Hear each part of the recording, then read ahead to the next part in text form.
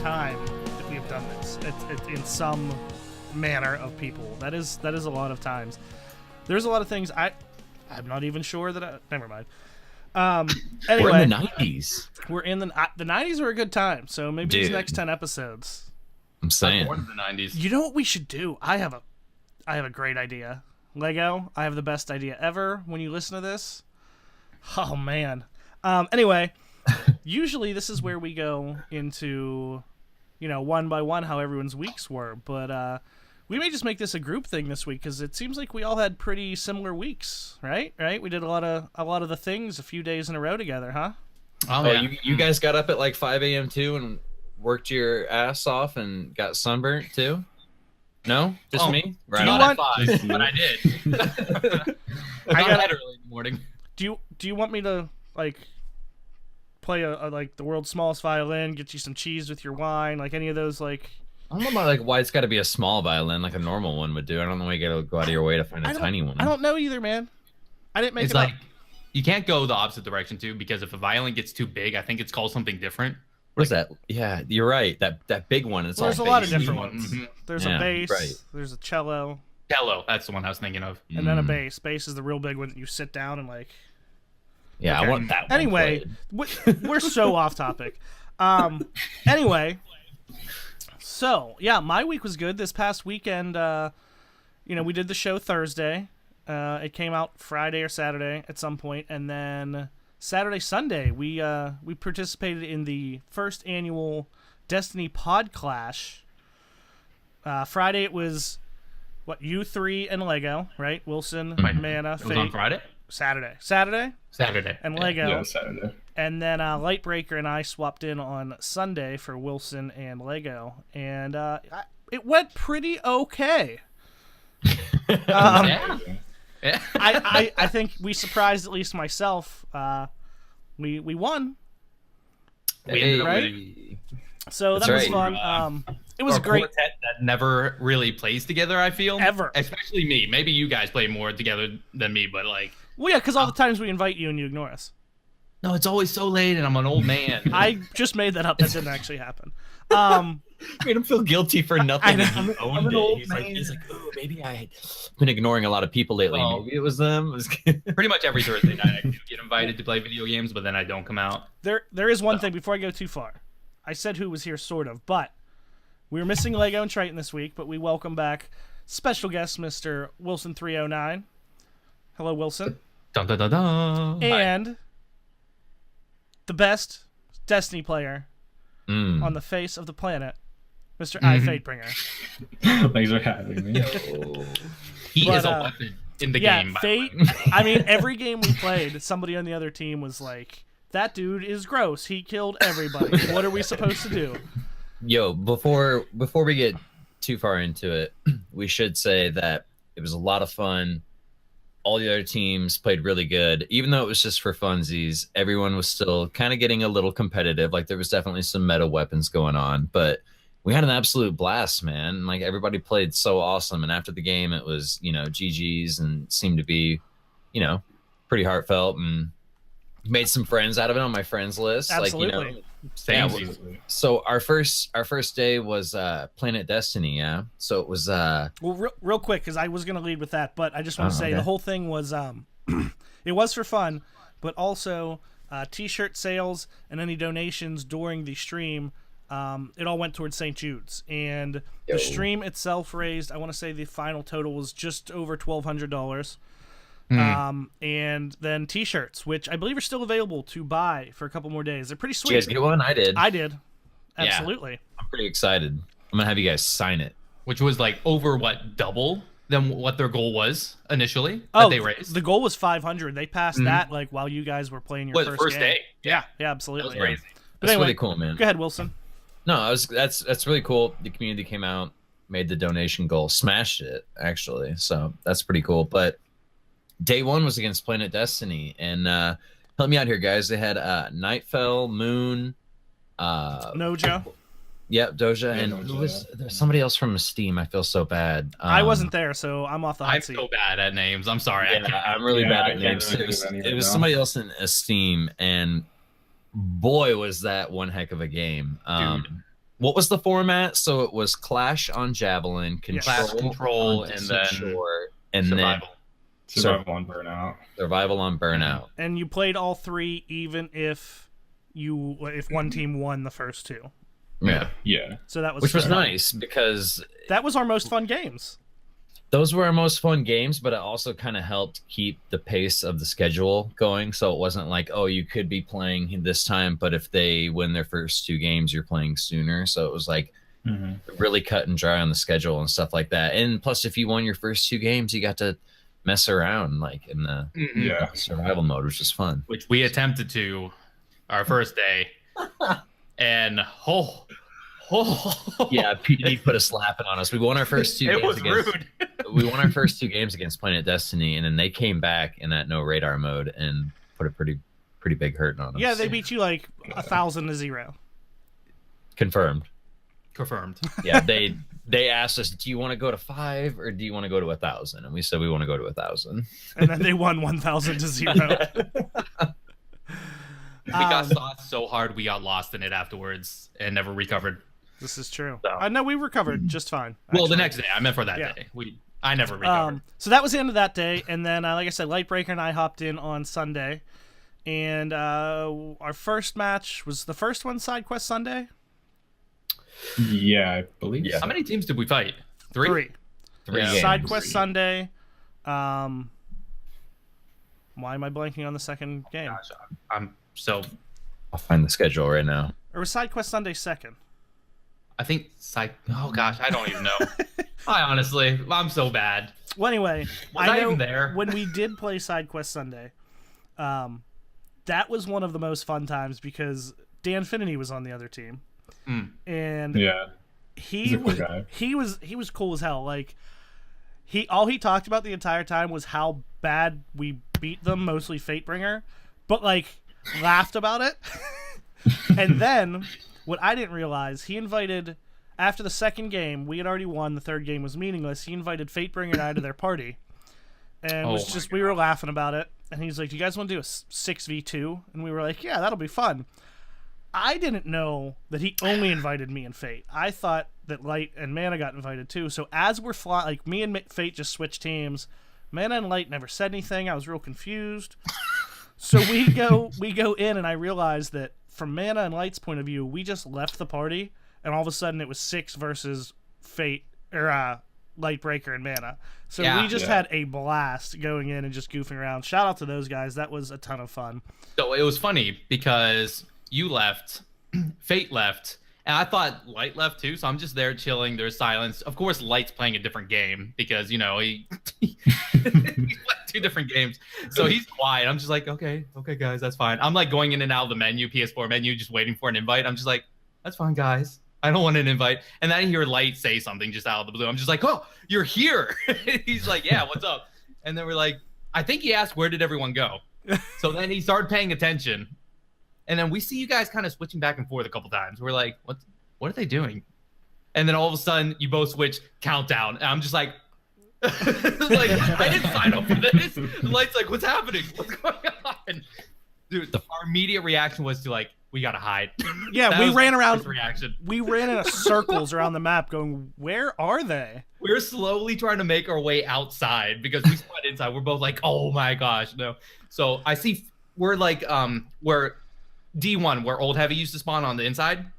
We're like that little corner. Like Fate, you walk over me, followed by 2 of your teammates, and I was so tempted to try to like start shooting. I'm just like, I shouldn't. They're going to turn around and murder me. So we're just slowly creeping around. And then Light's yelling, he's like, come on, Mana. And all of a sudden, just bullets start flying past. I'm like, no, they found me. Your reaction was priceless every time they found you, by the way, Mana. And they were choosing to watch you and put you on the big screen during that. And it was gosh, funny. And something else that was funny that I'd like to point out was that a bunch of people in chat were like, every time REZO is playing, that Manigator guy is always eating and like eating pizza and making plays in the Crucible. Dude, I think pizza just kind of like empowers me. I don't know what it is. Like It's the pizza power, dude. It means you're a Ninja You're like Turtle. yes, thank you. 90s. You know. I think I am actually. There was one thing I want to throw out that this is why I need Lego, because he's better at these things. But first of all, the whole thing was put on by Grenades and Horseshoes podcast. Big shout out to them. It was put together, fairly quick. They want to do it again with a little bit more time to put it together and time to get some other podcasts in. But it was fantastic. Like I had a ton of fun. It was a great time, and the other team we played was Massive Breakdown, by the way. GG's to those guys. They were also super cool. Yeah, and then we went into the finals, played Crucible Radio, who were a little rusty, coming off a PC, admittedly. It's understandable. So I'm going to put all credit for us winning on them not playing console. Otherwise, we would have got our asses kicked. That's what I'm going to say. Yeah, if I went on PC, and it's been so long since I've used mouse and keyboard on Destiny. Well, here's a question. Do we all have it for PC? Yeah. I Fate? don't. Oh, No, I haven't got PC Fate can on use my my PC, account. so- Does Light? Light does. yes, Yeah, 100%. But I'm Fate just can saying- use my account. I'm just saying, Bones said he's always down for a PC rematch if we want to see what it's like. it'd be bad. It'd be so bad. Bad. But yeah, so we went into that and we managed to somehow beat them and we won. So the biggest part being raising a lot of money, having some fun, but it was a lot of fun. It was a lot of fun. I got carried, so it's cool. But yeah, other than that, then we tried to do a raid lair last night, and that ended much differently than the PodClash. We'll put it that way. Okay, the first part wasn't that bad. No, the first part went really well, actually. Yeah. And the second part, of course, it took a little while. It was a jump puzzle. Third part, it took a little bit longer, but we were learning. And then the last we part, really the actual learn- boss fight. Did we really learn anything? The third part we smashed out, you know what I mean? And I've completed it, but I'm not gonna lie, when we first attempted it with DCP on the first week, we were massively under light level. Yeah. When we came back a week later, everyone was at much higher light, and two of our raid team members couldn't make it, so DCP pulled in Modern Tryhard and Chevy. And that's cheating. So they definitely, we knew the mechanics, we had it, but it definitely helped having those two. But we did not have it's it. very confusing. There is a lot going on. It's not like old raids where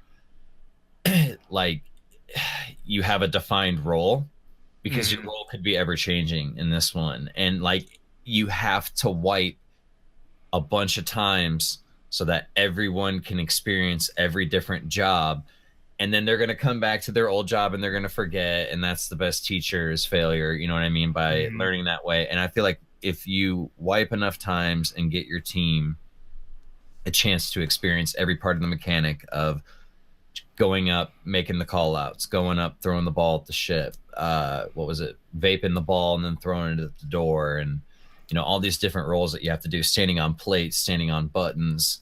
There's so much going on, but we'll get it done. It can be That's summed what I'm up saying. very easily. There was a lot of reamage going on. Dang it. He got it already. It was I felt very quixotic trying to get all of that done. It just didn't feel realistic. Did he just get two? Yeah, when we were done, I was so upset. I just went and smoked a bunch of fat doinks. Oh my god, don't tell me. Yo, What just happened? Word insertion, done. did you have yourself some bunt cake afterwards, after that fat doink? He just took word insertion tell me and about just started bun cake, flogging Wilson. it. What exactly? Flogging it hard. Tell me about a bun cake. What? Well, first of all, it's baked in a bunt pan. I don't know if You do just that. made that up. No, it's not. It's a special. It's got it's like a massive donut cake. You're a So you have to donut have the cake. special pan with Donut the cake? protrusion Does it look like clam chowder? that comes up. New England clam chowder, the red or the white? Yes. All right. Well, now that we've gotten some words out of the way, and we got a little bit of the current events, what we did this week, wanna ask Mr. Fatebringer here. What have you been up to lately besides PodClash? How's things in Destiny for you? And most importantly, Gunga wants to know if you will date her. Oh wow. Well, first of all, so far this week, I've played a lot of comp, like a lot more than I usually do. It's been a lot of fun, actually. Like when it first came out with the no radar, I didn't really like it that much, but it's starting to grow on me, which is good. Which mode do you think plays better with no radar? Probably survival, I think. Are you surprised by that? Because I was. I was too. I was. I don't know. Like the way survival usually goes with me and my team is we usually take control of the area and you can like kind of watch all the doorways where they're going to come from, so that in a way you could have good map control. I guess that works a lot better with the no radar than with what's it like emoji called countdown, because once you kill them they're dead and don't come back, right? But for survival they just keep coming on you. Do they? Yeah. Oh, I don't know. Whoa. Wait, we're still talking about Destiny, right? Yeah. That wasn't even one of his words. But that was a freebie. Competitive is interesting. If you have a team that you know how each other plays, like you know each other's play style, you can lock down those lanes and play it really well. I find it really hard to like just kind of, I don't want to say casually go in, but if you kind of just like throw a team together and go in, you can have a vastly different experience. I feel like a good way to train for survival and Fate, I'm sure you could attest to this, because me and Fate love playing some doubles. yes. And it's kind of like just a 2-man survival group. So when me and Fate are playing survival, it's almost, it's half your team. You know what I mean? So if you almost break off into teams of 2 in survival and just have each other's back, and basically both teams collapse from the outside in, it's a fun strategy. And I need to get in there. I don't know about you guys, but I want to get that Claymore. I don't know about you guys, but Same. I actually need to jump back into competitive sometime. we should make it a thing, man. We should make it a thing. And 100%. I'm down. yeah. Like I've only jumped in it maybe a total of like 3 different times now. I'm bad, but can I play with you guys too? Of course. So, have any of you guys run into that gun in the Crucible yet? Fate, have you run into it? Once. No, I I died haven't. once by it, and I was actually surprised. Because like I never see it, I'm just like, oh, that was it. That was the gun that everyone wants. Wow. That's cool, man. It's kind of like exciting. It's kind of like a D1 when you first like vanilla D1 where you first ran into like a Hawk Moon for the first time. You're like, oh, there was, Yeah. Right. Maybe not quite the impact that like the Mythic class had when you first saw it, because that thing melted you so quick. But like as far as like rarity, you're like, oh. And it's kind of cool to see that stuff where you like see something and you know what somebody had to do to Actually, get I ran up against it twice. Once I was with TV, we were playing comp. It was like a little bit the next week after it came out. We ran up against a team that already had it, and we're like, oh gosh, here we go. And we ended up annihilating them. I remember you saying that actually. Yeah, it was like, it was one of those conversations where we had like, even though they already had it, we still just destroyed them, that team. And it's just like, how did they already have it? How are they that high rank already? It was that conversation with how ranked worked and all that. Yeah. What I want to know, I think the most important question for Fate. So your Crucible emblem, Fate. What is the number on your Crucible emblem these days? Oh my gosh. Let's look. I know what it is. I know what it is too. 4.69 or bust. No, that dropped a lot. It's 4.09 now. I'm almost at a 3. Oh boy. He's only over 4 KD, and You're now almost my rank now. now you know why we did well in the tournament. There is one other thing, and Wilson, I'm a little upset with you. I realized this a while ago, but I never thought to tell you that you ruined my gaming childhood. Wait a minute. Hold on. Uh-huh. We met through Destiny 1. Yeah. Which came out in 2014. Yep. Okay. I was 29. And you see where I'm going with this. Yeah. All right. So you have my interest. Explain. So, for the most part, until we started doing podcasts together, you never had to really say your Twitter handle, right? Because, we were just friends on Twitter. You didn't have to tell me your Twitter handle. Right. I was a big Street Fighter guy. I had the Street Fighter 2 Special Championship Edition Sega Genesis. I played a lot of Street Fighter. Oh, you were a Sega boy. Yeah, I'm a Sega man now. All right. Same. I respect it. Sega As a man. Street Fighter person, I grew up a big fan of Ryu. As I had. Oh, really? thought- Have you actually heard it pronounced in the Japanese? That's why I'm saying you ruined culture? That's why I'm saying you ruined my goddamn childhood, Wilson.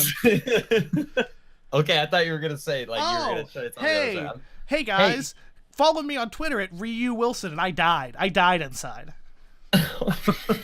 I just want you to know that I've been stewing over that for 4 years. Oh my god. Well, first of all, I'm glad you got that off your chest. Yeah, I feel better. I I feel much better. good. First thing is usually getting it out. Second of all, you can call whatever you want, tomato, tomato. You know what I mean? There's definitely different, ways to pronounce things. So I didn't ruin shit for you. You did. You just you just chose to let it ruin your day. No, it didn't ruin my day. It ruined Past my 4 years. entire life. But I want to move on. 44 years. I want to move on to one more important thing before we get into the Destiny news. Since Mana wasn't here last week, I have a question for you, Mana. Have you ever heard of anonymouspotato.com? Well, I saw your. Did your you picture. send me a potato? No, I did not. That was not me. But Are you sure? through that, I found that website, and now I have some Wait, you did it? curiosity. No, Oh. I didn't do it, but I was very tempted to send like 20 of those out. How much are they? I didn't know. I don't even remember, but I was I was very interested. I'm just like, this is a thing. But no, that was not me. I do not take it. And my final non-Destiny and non-sponsored question. Did you get any of your HelloFresh meals yet, Mana? No, I'm expecting it Tuesday. Because I was very late. I thought I was too late on the email, but I think I said this just last night, like just the other day. Oh, yeah. I got another email saying you got 24 hours. I was just like, oh, so I jumped on it. So, I got excited. I was just like, oh, I didn't mess up. But yeah, so Tuesday, I'm expecting the first. I'm excited. Your first child or just meal? Yeah. Okay. My food baby. Would you get a bunch of pizza? There was a pizza. One of the options was pizza. I knew it.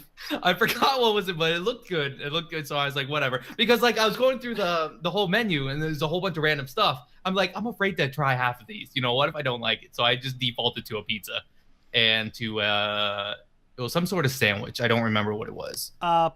Like grilled cheese pulled pork or something. Something like that with like more stuff to it. So They're delicious. I probably could have chosen something better and not really something normal. I'm on week 2 and I've had 6 good meals.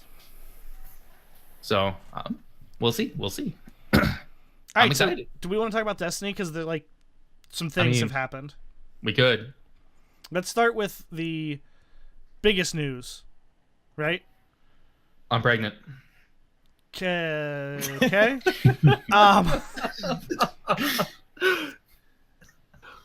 We will be losing a member of the Vanguard come September 4th.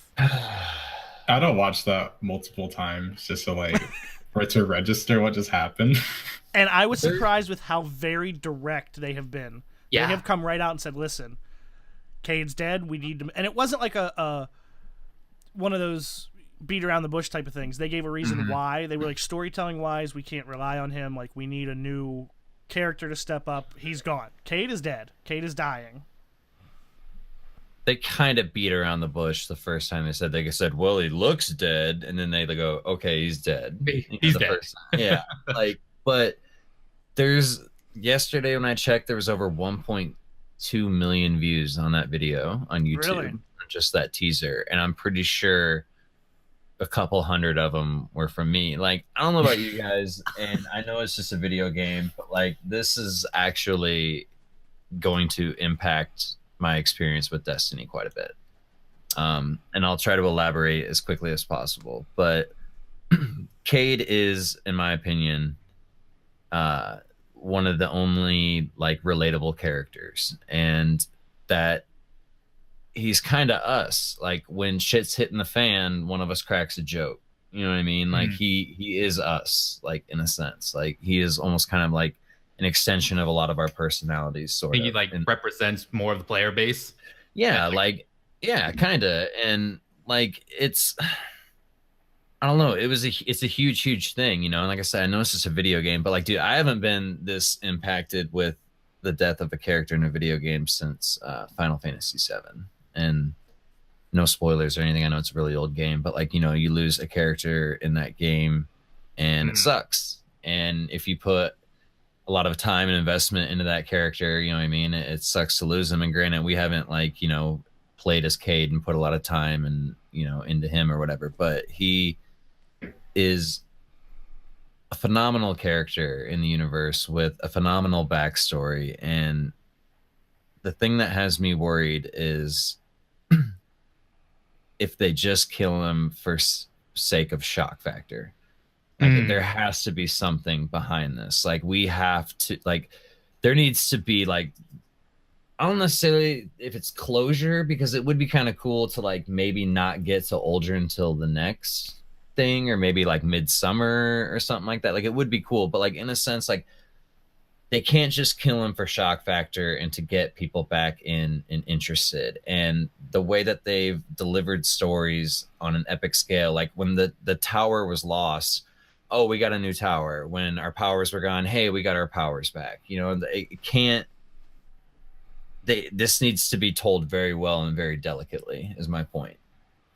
Well, they have come out since in some interviews and said, you know, there is a narrative reason why they felt like it was something that needed to be done storytelling wise. So hopefully it wasn't just, hey, what can we do that's crazy? You know what I mean? Like you said, like the shock factor. Yeah. Take something everyone loves, destroy it. You know, hopefully it's not just that.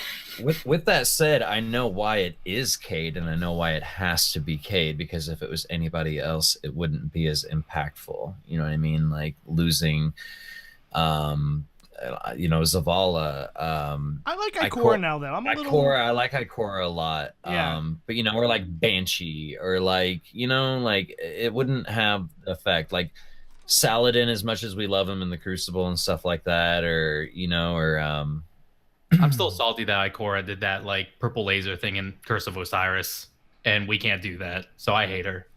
I mean, we can do the Arc one coming up, which we'll get to. Yeah, but it's just like, look at us. We slay gods, and we can't shoot nipple lasers or whatever she had. I'm like, I want those lasers. I need to play that mission again. I don't know. We're Maybe getting that's nine. not where they We're came getting from. 9 new supers, man. And we can do a bunch of shit. All right. True. Maybe nipple lasers is among them, Mana. You can always hope. Didn't they have nipple lasers in Austin Powers, or those were just like machine guns? Those were machine guns on the fembots. Yeah. Oh, Oh, I remember that now. Yeah. Like, I need to watch those again. Yeah. So what's your thoughts, Fate? Are you sad about Cade? Do you not care? Yeah, I'm really sad about it. I He's think like my favorite character ever. he in a was a video good game. character. Nathan Fillion is Nathan awesome. Fillion is daddy, so I'm sad to see him go. Yes. Well, actually, if you want to know the real reason why he can no longer voice Cade, it's because he will be. Cade's dead. Yes. I He's going to be joining REZOcast as a regular weekly host. We're going to have Nathan Fillion on. Amazing would that be? This is not true. Don't sue me, anybody. Don't sue me. But well, If we could afford Nathan Fillion for a day, I would totally pull in for just one day. I'd pull out. I wouldn't. Yeah. Oh my god. Please tell me someone else saw his face when he said that too, because that was amazing. I did. So let me ask you guys a quick question. So do you guys buy it? Dead? Not dead? What do you guys He's think? dead. He's dead. Yeah, I was definitely say dead. Mana? I think he's dead. I hope they don't do something crazy to bring him back because I think that's going to have a negative effect on everyone. Like they're making such a big deal that he's going to go. It's driving everyone to like, we got to get this bastard that did it. And I swear if they do something crazy to bring him back somehow, because like in the trailer, you see his ghost get blasted first. So Yeah. You also see the light fade from his face as well. If you watch it again closely, it's when he's laying on the ground, it's really blue, and as Uldren pulls his hood back, it gets really dim, and as he's walking away, it goes out. That. But like, I don't understand. what was that? Where was I going with this? Oh, so basically, there's a lot of people that think he's going to come back as Cade said. You know what I mean? Because he's an exo or whatever. So I find it really interesting that in the Warmind DLC, they've been introducing us to all this exo lore, getting us familiar with how they're built, rebuilt, how they the Deepstone Crypt, which is almost like a dream that they have to gain consciousness in this world.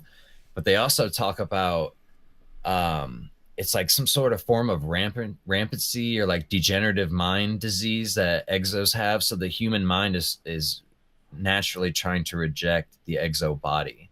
And that's why they reboot people, not because they got blown to pieces and rebuilt on the battlefield. And like you said, his ghost is dead. So like not only from a Guardian standpoint is he kind of screwed, but even from an exo standpoint, it's pretty tricky. There's like normal exos, and then there's Guardian exos. Like, do you think just because he had like the light infused with him to become a Guardian, do you think that would affect him differently than just being a normal exo? Potentially, like, there's a lot of lore that would suggest that he's not coming back, and then there's a lot of people that think at the very end of that teaser where there's that, it's very clearly a hunter carrying Cade 6 towards like a Vex portal, which very well could be, was it Elsie Bray, the Exo Stranger or whatever, even though they said they were kind of giving up on that story.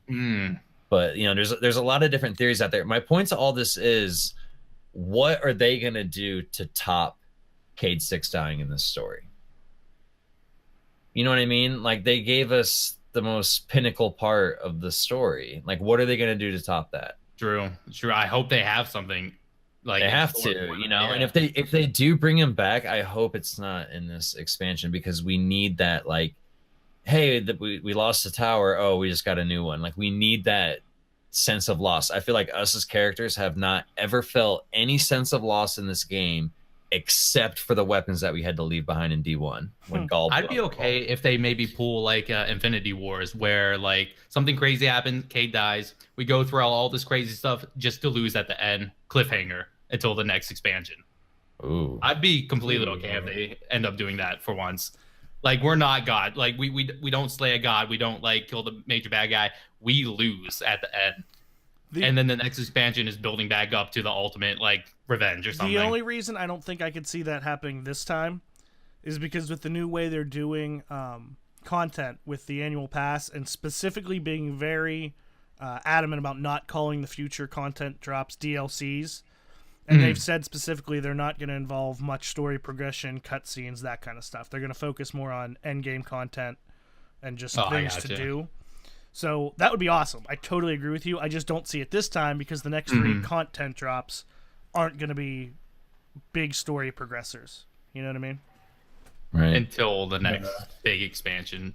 Or Destiny 3. Yeah, however they end up doing it. Yeah. How bad do you guys hate Prince Uldren right now? Well, I mean, it's kind of cool seeing him alive, because we haven't really got anything since the Taken King, after we saw the Awoken like fleet or whatever get obliterated. So him being alive, I hope that the Queen is chilling somewhere. Yes. Man is about to get back at Prince Uldren by trying to get with his sister, the Queen. it's like, I'm about to make him pay the ultimate price and bang his sister. Like, that's... Please be an option. Please be a dialogue option. Yeah. Randomly in a Bungie game. That would be funny. Probably not going to be in this expansion. No, probably not going to happen. No. but I'm totally putting it on Reddit for fan fiction. If we can get like a Destiny and Witcher crossover, maybe, right? Doesn't he like fuck everybody in The Witcher? Yes, there is. As Briar would say, the fucking's good in that game. The fucking. Mm-hmm, the fucking. That's from a movie. I can't remember what it's from. Sounds like something James Franco would say. That he's in the movie. Told you. Your Highness. Your Highness. Oh yeah. See, I'd never even seen That's that movie. An amazing call, which rebooted my memory. Like an Excel. Yeah. Okay. Wow. Good segue. Yeah. Yeah. So one of the things that was cool, there was an interview that I think it was just from today. I found it today, but it was on heavy.com, and it was in an interview with Chris Barrett and I believe Scott Taylor. Yes. And they talk about some of the stuff. It's where they said that, he's dead. It wasn't Aldrin's motivation. Like, his goal wasn't to kill Cade. There's more that he's after. There's something he's looking to achieve. And he's working with the Scorn, who we talked about them being fallen. Were you guys under the impression that they were like resurrected, undead, zombie fallen? Because they are. Wait, that's like legit confirmed. Yeah. That's why they look all like mutated and kind of like thrally, like Hyvy, like they had like some. They asked, "Is there a specific house these fallen reside under, or are they from different factions?" Scott Taylor says they are reanimated. They've died many times, have been resurrected. They were fallen at one point, but they have changed into something else. And then he said to Chris Barrett, "Is that right?" And Chris said, "Yes. They are a new faction, a new group called the Scorn. They have been resurrected. Think of them as fallen zombies, fallen undead, that kind of thing." Those character models for him are like, they're on fleek, man. They look really good. Like, ding. Don't Fallen also like, you know how like the Hive, when they die, they go back to their like realm or whatever. Don't Fallen do kind of like the same sort of? Not normal Fallen. Normal Fallen. You kill them and then you see their like spirits leave. No, that's ether. Yeah, that's just like. Oh, is that ether? Shit blowing up out of their face. I thought it was also a thing that they had to do. So, like, I swear I read it. The reason why Cabal heads pop is because their suits are pressurized for this atmosphere and stuff like that. So they all got some like, little lore behind what happens when you pop their heads. I read something about the Fallen because like right now they've been revived over and over and over again. Like, that's only these 8. They're like special crazy nonsense guys. So only those 8 dudes. So a lot of the Fallen that have been those revived are the Barons. were brought in. Unless you're thinking about when Skolas was using the Vex tech, he was just using time travel and bringing Fallen in from all like over time. They had like that Reef War, you know what I mean? Like, so the Fallen, they used to have the light like we did, you know what I mean? So like that's why they're here. They want the Traveler back, and like I feel bad for him, dude, half the time. Like, but not after this campaign, or at least the Scorn. I'm like all about going out and shooting some Fallen now. To be fair, though, they're not affiliated with the other Fallen. Like, we still had that captain in the last, was that in Vanilla? When you could choose to kill the knight and the captain would just give you something and leave?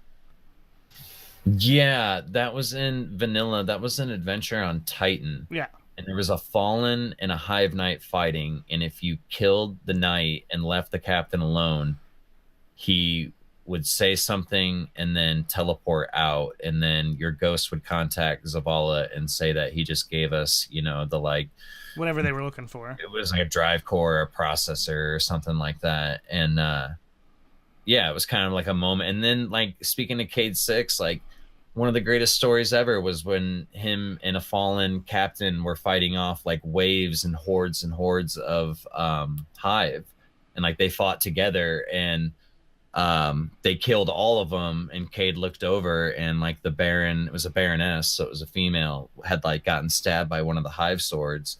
She threw her gun to him and like basically made Cade shoot her, but like he wouldn't, so she attacked him so he'd shoot her. And they nailed.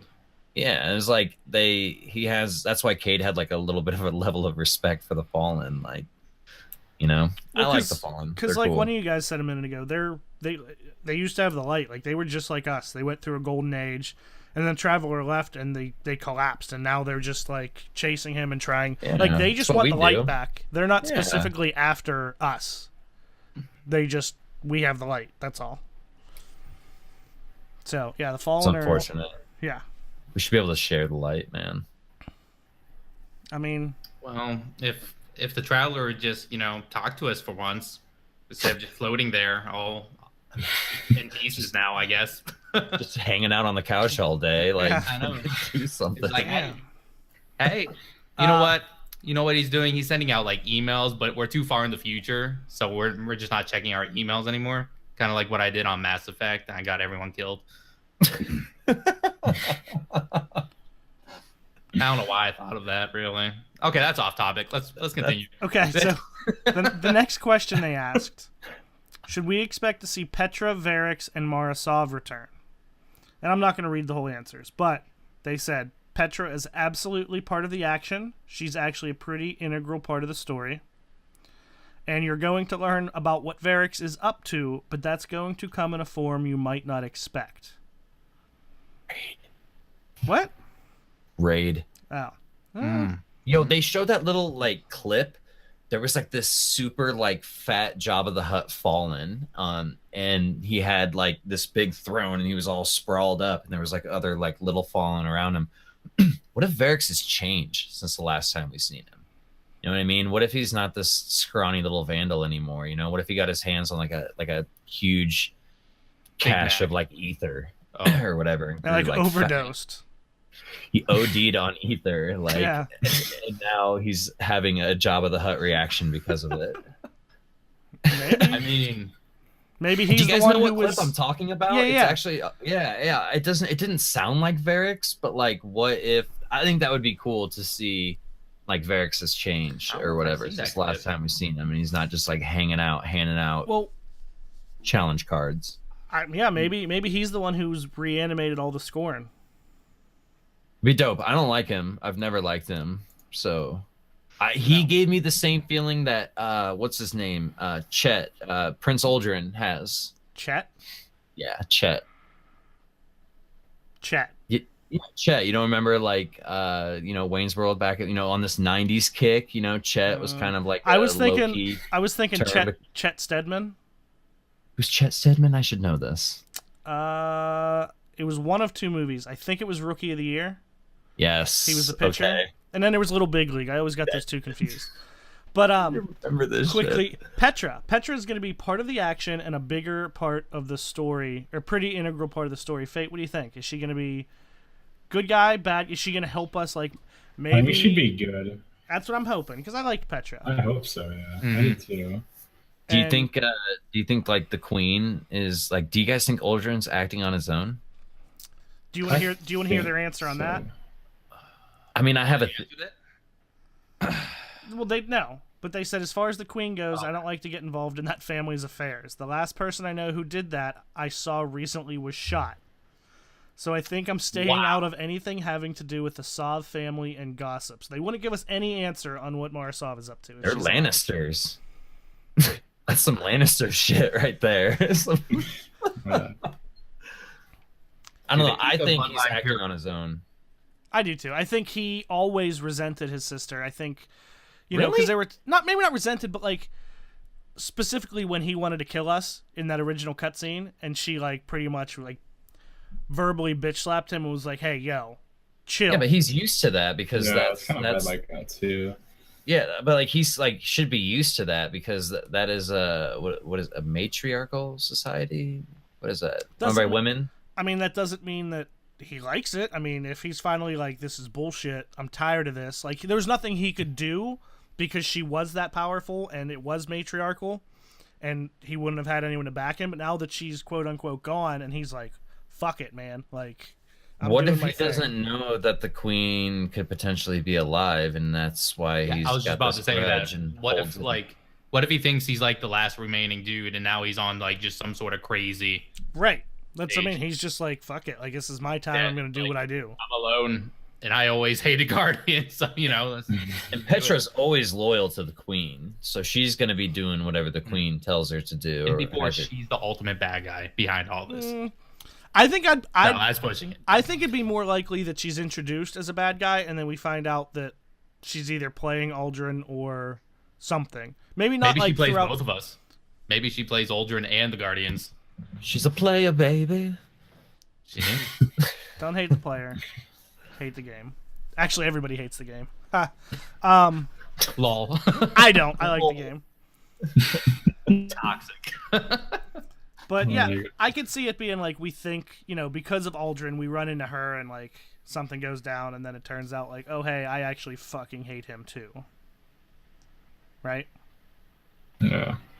Oh, here's Fury in chat says she's also acting regent in the Queen's absence. So what if she is actually controlling him, and no one knows that Marasov is alive, and she comes in, like maybe towards the end with us. Is like, yo, these bitches got my shit. We gotta kill them now. And we're like, yeah, you're hot. Okay, let's do it. All right. I'm telling you, I know Mana's angle in this whole thing. Like, I know Every angle. It's all 13. All right, moving on. They talk a little bit about... I can't even do this. Now we definitely can't have Gung on the podcast. I can't even handle Mana anymore. They moved on and they talk... Oh, I don't care. They talk about Gambit for a little while. We did see... Did you guys get the chance to watch the 4-minute gameplay thing of it? I did. I've seen a little bit, yeah. Lots Thoughts? of bow and arrow gameplay. I'm so excited. I cannot wait to get my hands on a bow and arrow. I want to get to you last because you and I had similar opinions last week, Wilson. I want to hear what they have to say first. Fantastic. And then you and I can discuss if anything No, changed. that's all I have to say. Bows. That's it. I'm excited. Just zip your lips. Fate, did you get a chance to watch the Gambit gameplay? I didn't actually. I kind of wanted to be a surprise, I guess. Well, I'm going to need you to get off the podcast. Okay. No, I'm just kidding. Mana, what did you think? Thoughts? What stuck out to you? I think that it's going to include a lot more of the player base, and I'm actually really excited because, optionally, you don't even have to have any PvP. You choose whether or not to send people over to mess with the other team, or of course defend against, but potentially there can just be straight up my team versus their team, let's just PvE it out. I think that's a really cool implement. I don't think any game has come anywhere near this. Halo did some PvE PvP. I prefer PvPvE. I don't know how that acronym goes, but anyways, it's been in games before where they add AIs and all that within the game, and I always thought those game types were cool. I was actually just coming up with random crap. I think it was sometime last week, or I don't know. I was just randomly playing. I was coming up with bullcrap idea. Maybe it was last time I was on. Yeah, we talked about a lot about that 2 weeks ago. Yeah, and then people in chat was like, "No, that's going too close to MOBAs." I'm just like, yeah, that was in a way, I guess, but not if you have just freedom to do other things. I can see that angle too, but at the same time, I just think it's a great idea. In D1, I had some crazy ideas, just what if there's a game type where just random, in the middle of the game, clash, random AIs just spawn, and you have the option to fight them and the opposite team at the same time. I don't know. I like the idea of implementing just computer players, The things that we learned this time, they are called moats. We were correct on that a couple weeks ago. 5 moats you can bank, and it sends a small blocker, which is just... I don't know if they're taken every time, but it looked like they were a big taken in that gameplay. 10 will send the medium blocker. 15 will send a large blocker. Just tougher enemies that stop them from getting to deposit their moats into the bank. If you get to 25... Is 25 something, or am I missing something? I swear 25 is something. 5, 10, and 15 were blockers. Anyway, I know 75... Or no, 25 is when you can send a player over. That's what it is. Mm-hmm. When you deposit 25, you can send a player over into the opposing team's play space.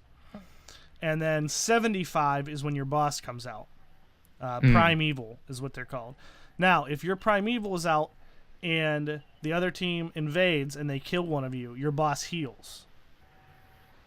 Oh, that's how that works. Okay. Yeah, I don't know if it doesn't say how much, if it's a total heal, so much per, but that's how that works. So that's how you can kind of stop that.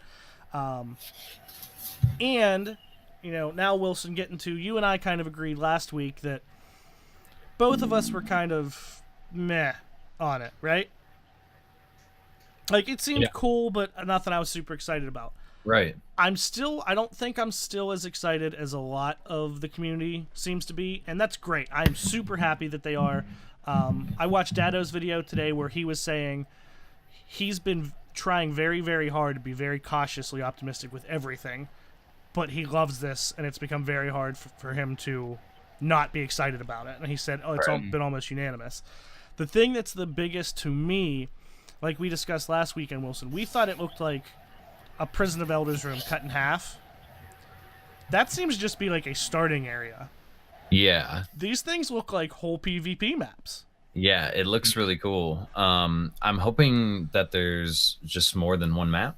You know what I mean? Yeah. If there's not a start, whatever, I'll deal. I think there is. I'm a lot more excited about it after seeing gameplay at E3 and kind of seeing how the new weapon system is implemented a little bit, and just the overall hearing some of the teams' different strategies, like the guys on Fire Team Chat. I was listening to them today, and they all had varying strategies and stuff like that. And they talked about, like, the amount of time that you have to invade, 30 seconds, and that you have to make it, count. And they all said that they were just absolutely loving the game mode, and it's a lot of fun. One of the guys was saying they were doing the animation to pop the motes in, and what was it? I think it was DMG got a snipe on someone just as they were getting ready to put the motes in. And when you kill another player, they drop the motes, but they don't drop them for other people to pick up. Like, I'm pretty sure they're lost. Yeah. So, like, you lose any opportunity of being able to put them in there. And I think there's going to be some cool plays. I think it's going to be a cool place to desalt maybe after a sweaty competitive game. Now, be fun. My question, maybe they just weren't, it wasn't an encompassing answer, maybe a misunderstanding. I saw them say something about you have to be careful when you invade, because if you die, you lose all their motes. Was that a general statement saying that always happens, or is it only when you invade that you can lose your motes? So, like, do they mean that, like, you lose you can't lose motes you've already deposited? No, but ones that you, like, have. Mm-hmm. Yeah, I would assume that if you choose to invade with max motes, that's probably not a good move. Mm-hmm. But I'm saying, do you lose them on any death on either side of the battlefield thing, or is it only okay? I've seen people die from PvE characters, and they lose their motes. That's what I'm I was pretty sure. Okay. I'm pretty sure. But I think the thing that got me the most excited was the size of the play spaces and what that means for the gameplay. Because originally, when we thought it was kind of like a Prison of Elders type of room, my thought was like, okay, I jump over there, and I guess if I have a super, I do something. But otherwise, like, I'm just jumping into this room with 4 other people. You know what I mean? But seeing as how big it is, you kind of come out and watching some of that gameplay, you can kind of like sneak around, get some shots on someone, go around to the other side, snipe someone. Now, you have limited time, but, like, it's legit just an ambush. It looks like it just spits you out somewhere on the outskirts. You actually have to make your way over to them, which there is, like, these abandoned buildings, crumbling buildings. It looks like maybe if you come in with a sniper, you might be able to, like, jump up and just kind of, like, camp them off, or something like that. Like, it looks interesting. Yeah, and I mean, one of the things Dado said is that even the people at Bungie didn't seem to be settled on any sort of best way to play it, which is exciting because, I mean, you could go full offense. Like, we're just going to kill the shit out of this stuff, defend if they invade, and just get our motes in there. Or you could, like, hey, let's send somebody over every 25 and try to slow them down. You could do some mix. You know what I mean? Like, there's so many different ways you can play it. So I'm definitely more excited. The defending team, when one team invades, they have no idea that guy is coming. Like it's a straight up. I would guess get, not. So no, you get a warning. It's in the mid left of your screen. It'll say player is invading, or it'll tell you that like the player portal is open, and it'll tell you. And then there's like a circle logo with a countdown of 30 seconds telling you that a player has invaded, and that 30 seconds starts counting down, so you can see how much time they have left in your area. Because like the player invading, they can see all the other players, right? Yes.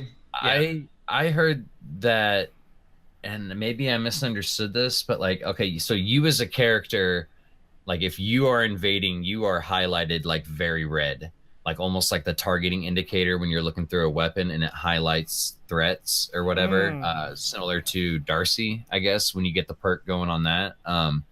Your character is like a very bright red.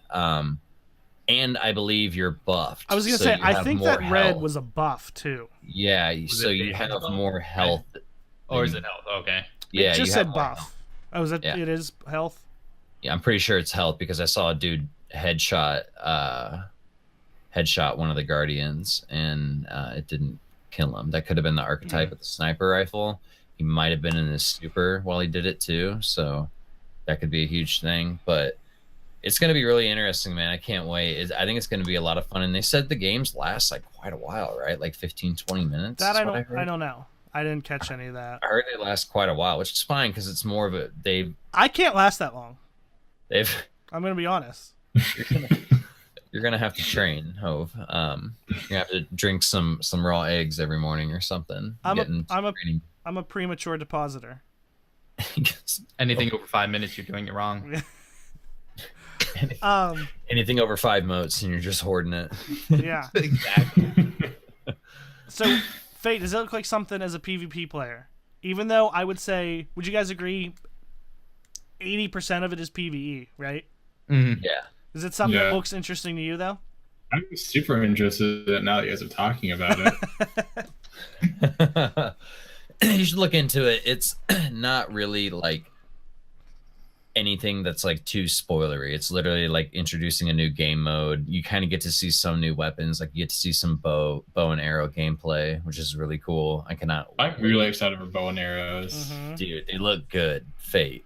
They look very crispy. Like there's a couple different kinds. They have different archetypes with different draw times. I imagine different impacts. One of them on them had a perk that every time you hit a target and just do damage, your next draw time is decreased. So you can kind of get to a point to where you're. So is it merciless? You know, you're just.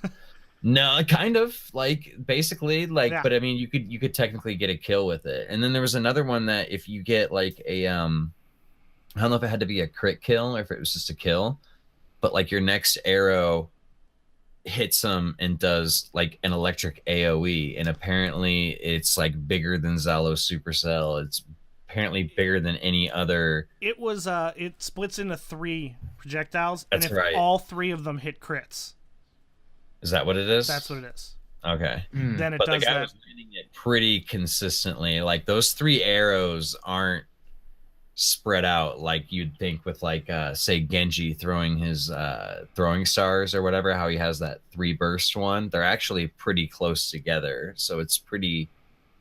Look, the guy that I was watching playing it was hitting it pretty consecutively and was getting a lot of those arrows to proc. Hitting it It's hard. a lot of fun. Looks like a lot But of fun. real quick before we move too far into weapons, just to finish up with Gambit. I think the most interesting thing is the strategies, because even on an invade, like if you're going to invade, I think one of the coolest things is, depending on your playstyle, your class, who it is, what weapons they have, you could, for instance, go in with a shotgun and just try to wreck them all. Or if you have a team that's really paying attention to when someone comes over, you could even go through and almost just hide and run around the whole time. If it's going to pull 1 or 2 of them away, It's still wasting time. you just keep that whole 30 seconds. You stay alive. Even if you don't kill anyone, if it's a team that focuses on you, you just stay alive long enough that half their team isn't progressing the objective. Do you know what I mean? Like that's just too small things. That's true. But Yeah. You just go in and pop a super and clean house, man. I've seen some amazing clips of the new like Void Blade Dancer and like the dolphin dive smash. Have you seen that? It looked like a yeah. dolphin Superman flying. Yeah, I'm not gonna lie, it looks super silly, but it also looks like a lot of fun. One of the guys from Fire Team Chat was saying that he ran in, all 4 of the guys were clumped together, and he went to pop his smash thinking he was just gonna do a normal smash.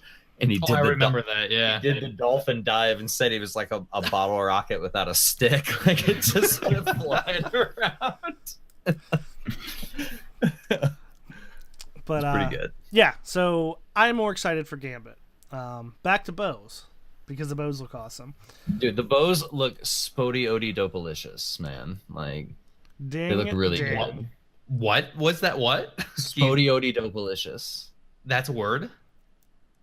Yeah, It's a song. It's a song. By Outkast. you should listen to it. You should also listen to it high. Can confirm. Can confirm. Seriously. All right. Listen, I'm going to have to look this up. I don't even very often or at all, because this is an all ages show, I do not condone the use of marijuana. But if I did, Yes. that would be the very first song. Like, you listen to it and the first thing you think is, this would be amazing if I was high. How do you even spell it? Spodiody Dopalicious. Don't listen to it now. It's like 8 minutes long. Just start to Google it. Yeah. I just spelled Spody and there. Oh, Yeah. There it is. There's a point where he talks about a horse on roller skates with nappy hair. I mean, it's pretty good. It's pretty good. Would it be better? Never mind. I'm just gonna.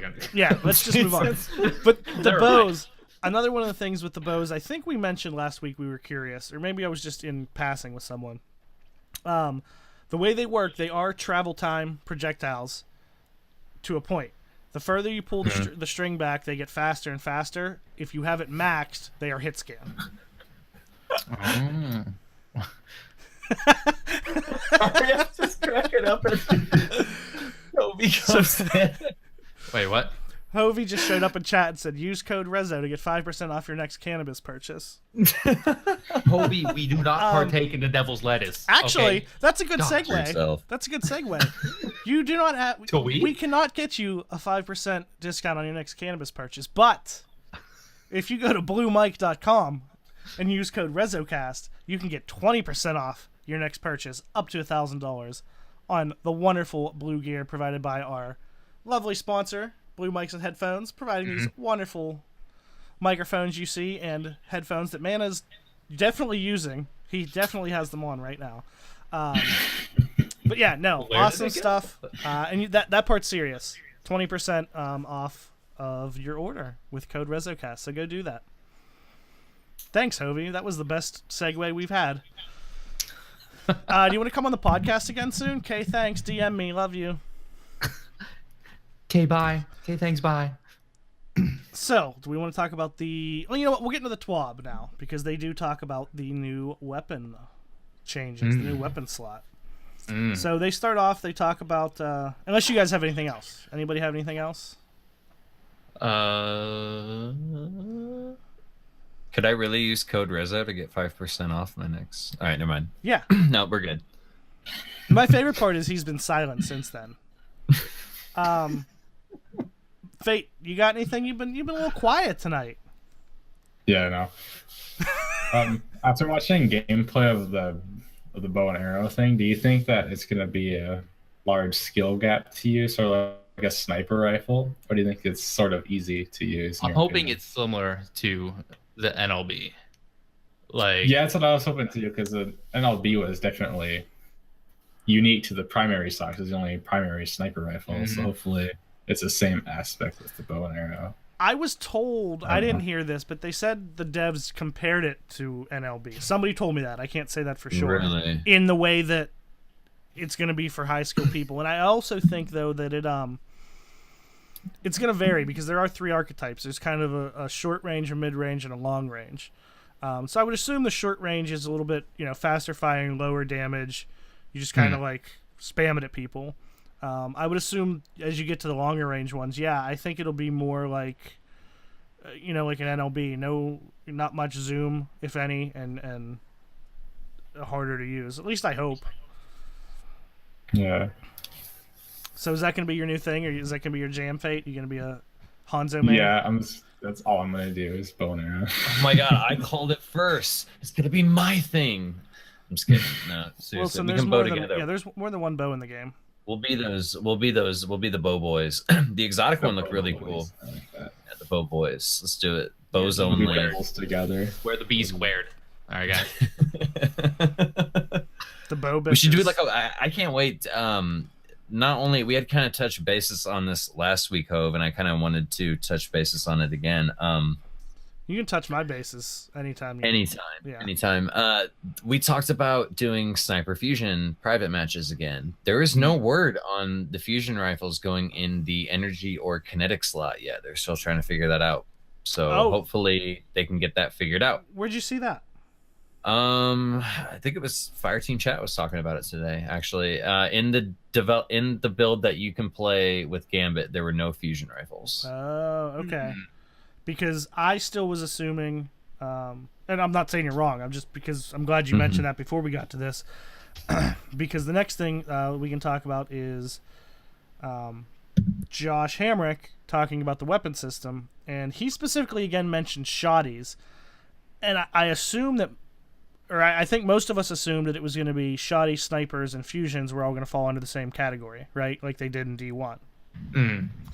But if not, then this is just going to be shoddies. But basically, they're going back to calling them kinetic, special, and heavy, which I think is funny. Like they could have just kept calling them. I felt like it was unnecessary to switch them up anyways. Although, to be fair, nobody said power unless you were like trying to be correct, right? We all just called it heavy. I got conflicted so badly. I go back and forth. I normally say heavy, then every now and then I say power. I'm just like, why would I even? I don't know. Yeah, I do that too. Yeah.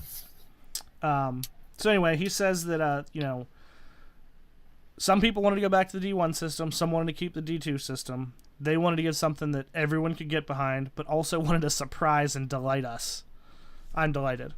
The top two slots, they're calling quick slots, have more freedom than ever, allowing you to carry unique sets of primary and special weapons. When paired with the appropriate exotic, crazy loadouts like the 3-shoddy build I mentioned in the Vidoc are possible and freaking awesome. So, on that part alone, what do you think they mean paired with the appropriate exotic? That, like, I think there's going to be, like... Well, because that they changed the weapon system and stuff, you're gonna see even more identity with builds. You know what I mean? Like, and I think that's kind of what they mean, that you're gonna have more options to switch weapons around and create a more unique build that could potentially play better to your playstyle. Or how'd you take it? Well, what I was getting at, it says when paired with the appropriate exotic, you can have a 3-shoddy build.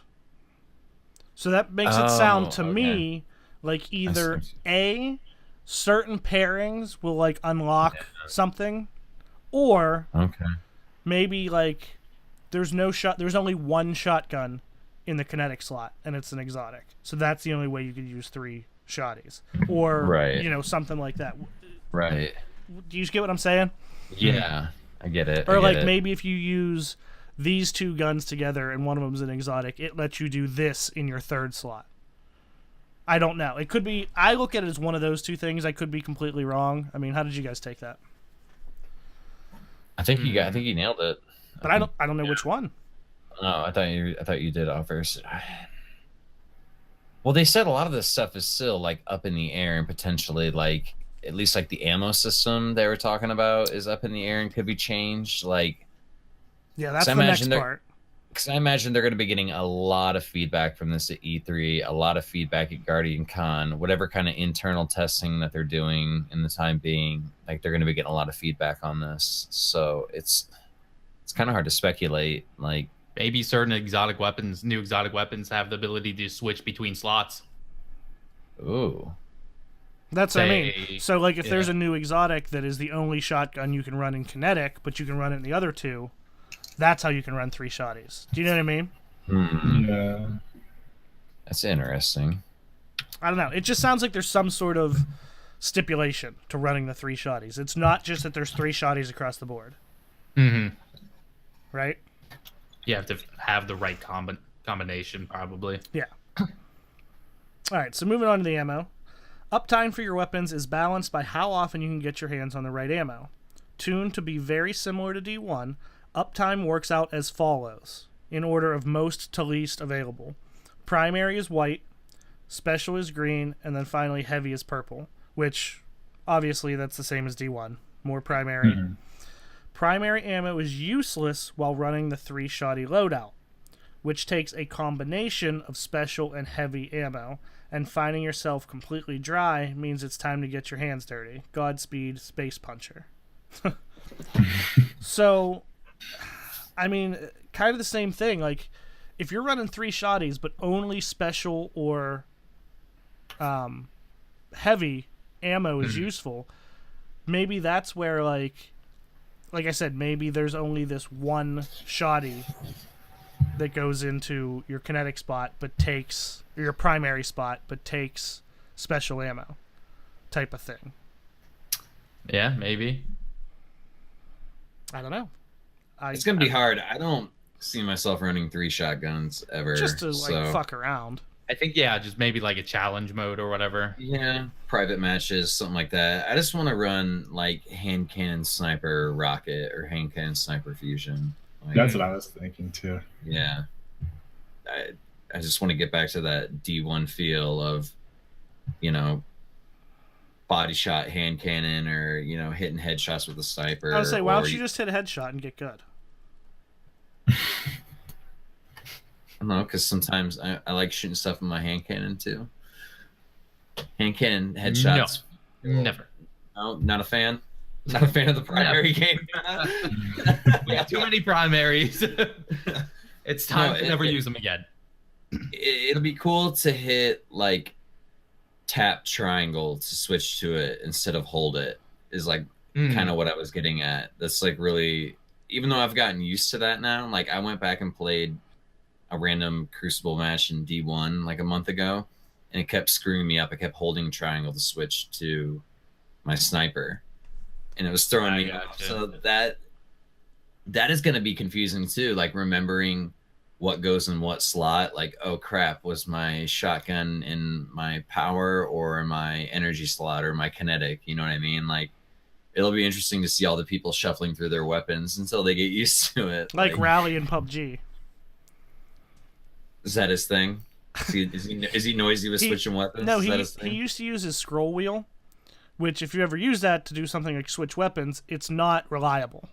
Mm-hmm. So like he'd be running up into a fight, his gun would go away, his pan would come out, and then a shotgun would come out, and like it was awesome. I know that feel. Yeah, as Mana's first game back, he killed 73 people. Anyway.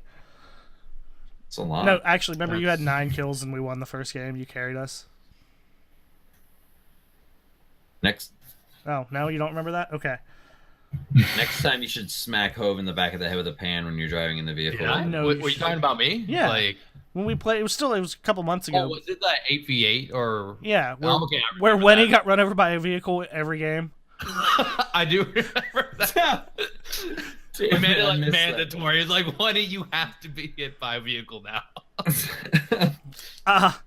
So yeah, we still have to see, but I kind of like the idea of like, listen, you can run 3 shotties, but you're going to find less ammo. Do you know what I mean? So yeah. Also, would you now again? We still don't know how this would work, but would you think it would be so? Say a brick of power. I don't even remember what they're called anymore. Special ammo gives you 6 shotgun shots. Okay, if you're running 3 shotguns, is it going to give you 3 in each, or is it going to give you 6 in each? I honestly hope it doesn't give you like maximum ammo for each. I hope maybe like it splits it, or maybe it's like depending on what slot it's in, is what like how much ammo you get. Well, I heard I forget, I think it was Caxus on YouTube was talking about, he was there playing it, and he said that if you kill something, if you have a kinetic primary auto rifle and you kill something with that and it drops white kinetic ammo, it is basically for the weapon that you got the kill with. So you can't go around killing stuff with a primary and other kinetic to get ammo for your kinetic shotgun. Does that make sense? Like I don't know if that helps kind of. So yeah, if you have like a shotgun in your primary, shotgun in your special, and you use your special to get a kill and it drops ammo, that shotgun will only get like ammo. But then in the same breath, they said that the energy and power ammo will be split, kind of. You know what I mean? So it's kind of weird when it crosses into energy and power, but it's pretty cut and dry with kinetic and energy ammo. Does that make sense? Yeah, it's, I don't know, seems weird. It's gonna be interesting, and like I said, they've even openly said like all of this could be subject to change. Like they're taking a lot of feedback on it, but it's cool. It's going in an awesome direction. Like I said, I just can't wait to have an energy sniper rifle again. I cannot wait. Samesies. And that goes into their last thing. Whether it be for Rage, Trials, or Comp, or the brand new, incredibly awesome, and in my opinion, being Josh's, pinnacle Destiny sandbox activity, Gambit, the new weapon system shines at allowing incredible flexibility and customization so you and your team can strategize and build your way to greatness. Mom always said, load out for the job you want. I promise you're going to get more very specific details soon, alongside a ton of additional Forsaken information. Not that we're surprised. That's going to come. Is that a parentheses trademark? Next to soon? Yeah, I guess so. I was like, okay. So yeah, lots of changes that they're still working on that we still won't know about, but when it's ready, they'll tell us. We get to play it next month. Yeah, actually, again, 1 month from today will be day 2 of Guardian Con. Unfortunately, I won't be there. Sad face. It makes me that makes me so sad. I just overnight you there?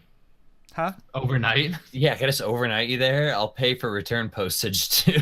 Maybe if I get really flexible, I'll be like that Asian dude from like Ocean's 11. You can just stick me in like your luggage, like I can just fold out. I'll just get a big suitcase. Just enormous suitcase. Yeah. It's bulky, but I consider it carry on. It takes up a whole row. Yeah, right. It's like, can you guys hold this? This is totally not a person. All right, so next thing in the club, Dead Orbit won the faction rally again. Shocker. That I'm not surprised by, but what I am surprised by is Future War Cult was 3rd in percentage of pledged players and percentage of total faction ranks earned. I saw almost no New Monarchy people on my friends list at all. I had 0 on my friends list. I had like 1, I think. That was all. Yeah. This was an accident, he told me. And I was gonna say, is that person still your friend?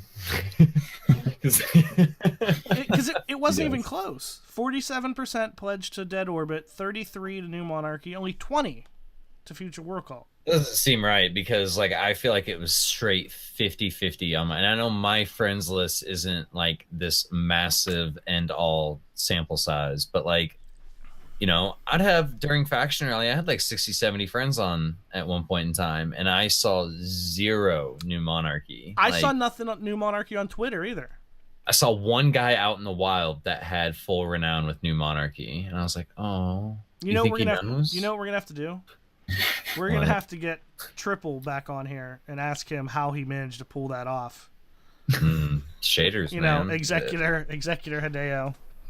Them shaders. Well, you could bet your ass next month or next faction rally that FWC is going to pull out a win, because everyone that went to Dead Orbit is probably going to flock to Future War Cult next. Do you guys think everything's rigged right now?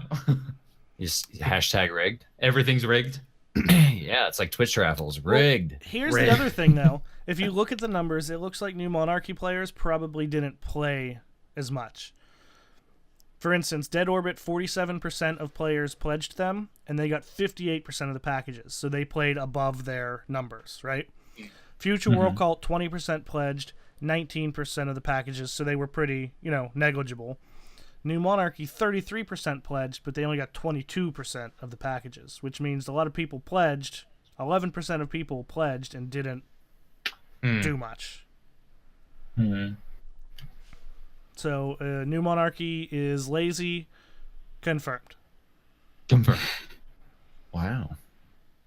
Also, Iron Banner's back next week.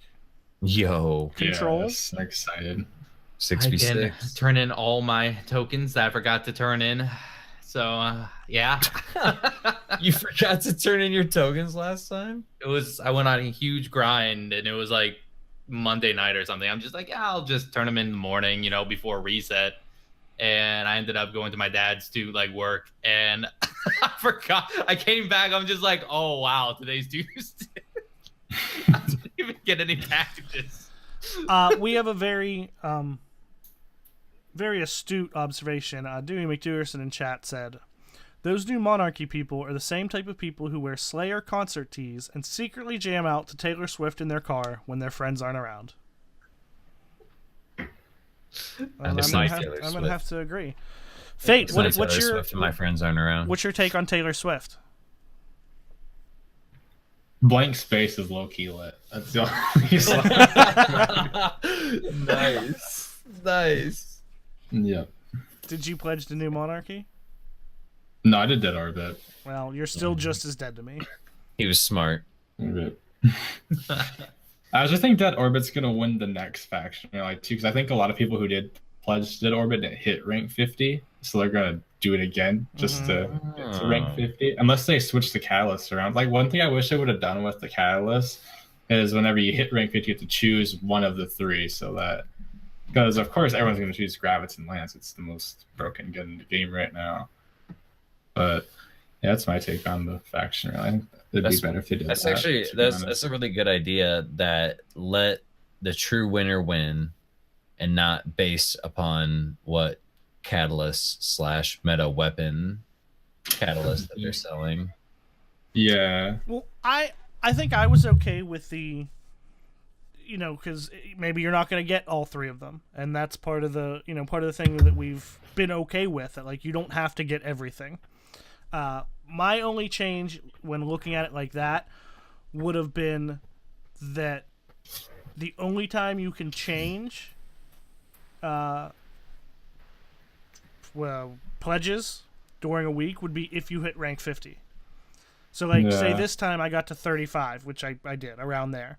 So next faction rally, I'm going to pledge Future World Code again because I want the Sunshot Catalyst. But I'm going to get it, like, in the first 2 days, right? And then I'm stuck, which means the third one, I'm going to have to get all the way to 50 if I want a second Catalyst.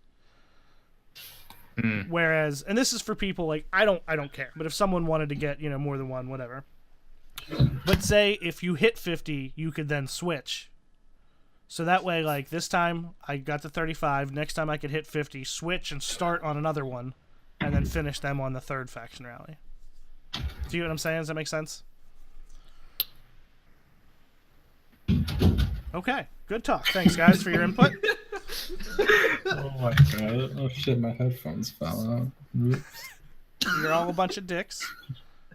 Wilson, are you muted? I didn't even participate in the faction rally because I was gone.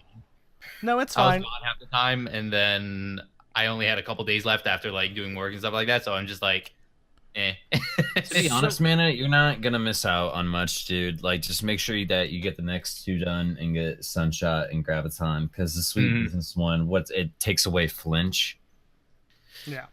And honestly, I got to 35, and I did no more than, like, an hour. Like, all I did was, like, the dailies every day. That was it. And I got to, like, 35. It's really not that bad of a grind.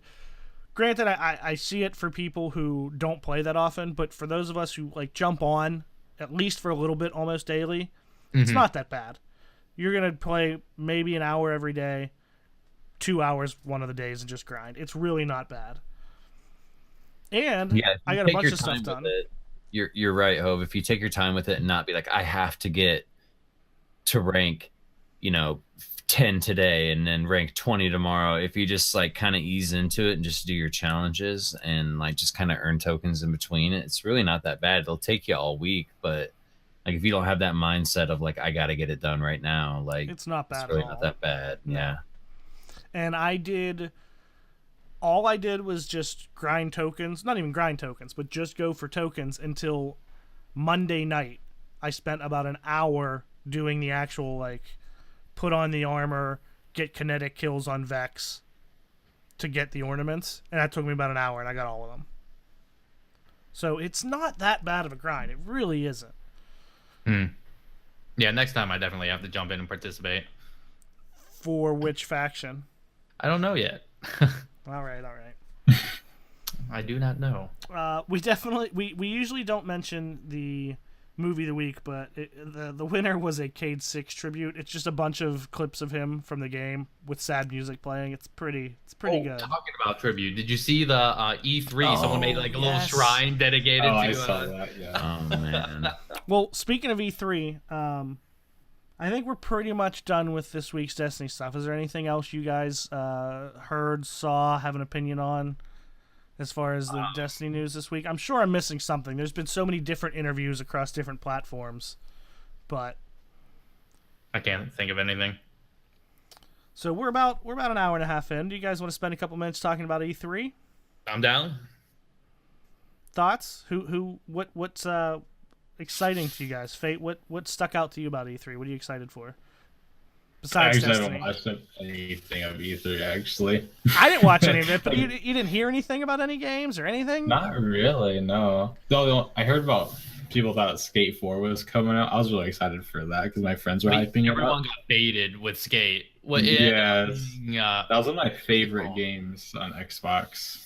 It was called something else. It was, what was it? Everyone's like, is that what it's called? No. What was it?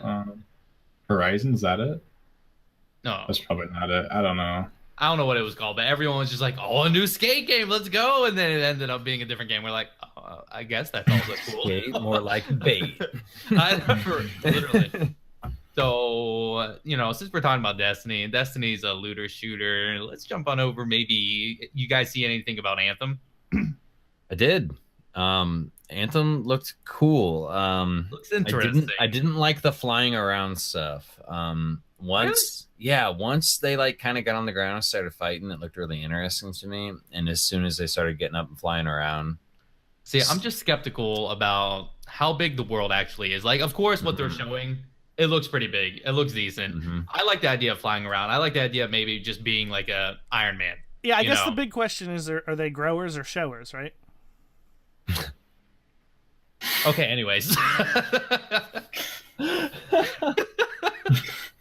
Is that what you meant? Maybe. Metaphorically. But well, man, as our resident PvP professional, how do you feel about the fact that there's no PvP in the game?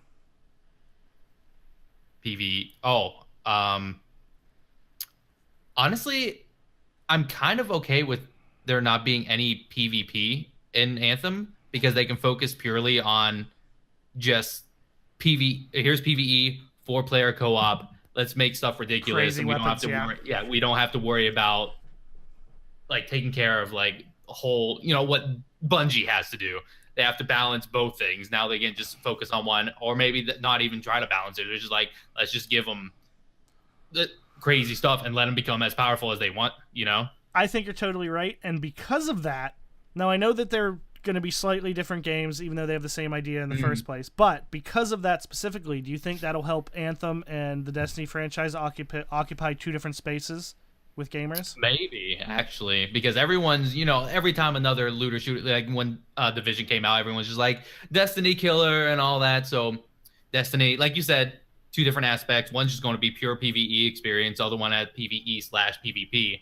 Hopefully, coming later this year with Forsaken, hopefully they do a better job on PvP that everyone wants to jump back in it to grind, if daily, if not just like at least more during the week. So that would be cool. Jump on over, kill a whole bunch of like crap, grind out. I just forgot the name of the Anthem. There we go. And then it's like, okay, we're done. Let's jump on over to Destiny too, and let's just grind out ranked or something. I'd totally be down for both of those. The only real input I had seen or feedback from the actual gameplay, I saw a tweet just today, I think, from Jason Schreier, from Kotaku, that does a lot of the Destiny stuff, that I believe, to paraphrase, he said that the gameplay video was kind of meh to him, but he really started to enjoy it when he got to play it. He said that it felt good, it was fun. So it's like, it looks interesting. The combat looks interesting. There's mid-air combat. There's, of course, you can land and do combat there. Of course, like, the scenery looks cool. Like, I just hope the world is big enough because you are flying around and you are getting to places quicker than you would be, you know? And here's another thing. This seems odd to me for a game, especially when you're going with this whole looter-shooter, co-op. The social spaces are not like joint instances. They're single player that's things. right. That's kind of strange to me. Someone was talking about is like that's where the story takes place and that's your own instance because of that, I guess.